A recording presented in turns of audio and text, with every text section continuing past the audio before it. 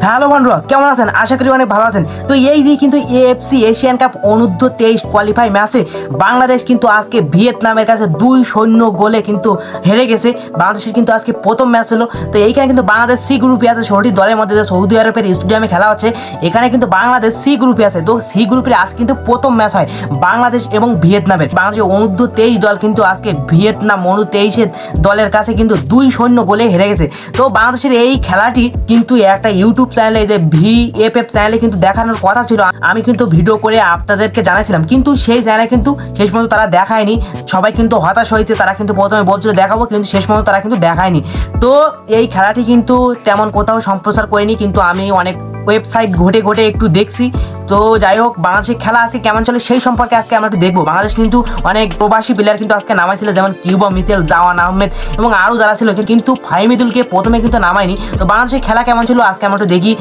বাংলাদেশ অনূর্ধ্ব 23 এবং ভিয়েতনাম অনূর্ধ্ব 23 তারা কিন্তু খেলতে থাকে, কিন্তু ভিয়েতনাম কিন্তু 15 মিনিটের মাথায় কিন্তু তারা বাংলাদেশ অনূর্ধ্ব 23কে একটা দুর্দান্ত একটা গোল দিয়ে ফেলে। কিন্তু এইভাবে কিন্তু খেলতে থাকে, কিন্তু হাফ টাইমের আগে কিন্তু আর কোনো গোল হয় না। ভিয়েতনামের কাছে বাংলাদেশ কিন্তু 1-0 গোলে পিছিয়ে থাকে।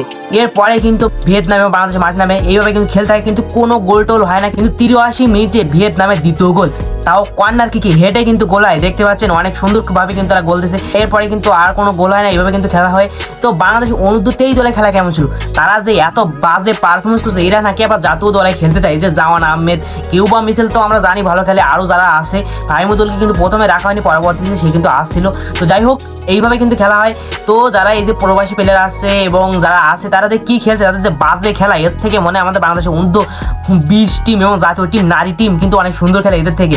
কি মানে বল মোটেই পায়ে থাকছে না সবসময়। কিন্তু ভিয়েতনামে কিন্তু একটা শক্তিশালী টিম আমরা জানি, কিন্তু বাংলাদেশের যে অনূর্ধ্ব 23 দলে কিন্তু অনেক প্রবাসী প্লেয়ার আছে এবং যারা আছে, তারা যে কি খেলছে, তাদের কাছে কোনো বল থাকে না, কোনো ড্রিবলিং নেই, কোনো পাসিং ভালো না, কোনো অ্যাটাকিংই ভালো না।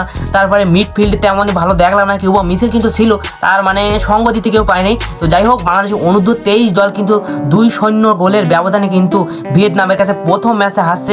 বাংলাদেশের পরবর্তীতে কিন্তু আরও 2টি ম্যাচ আছে। তো পরবর্তী ম্যাচ কবে, কখন এবং কিভাবে লাইভ দেখবেন ম্যাচগুলো, সব কিন্তু আমি জানাবো আপনাদেরকে। তো আজ এই পর্যন্ত।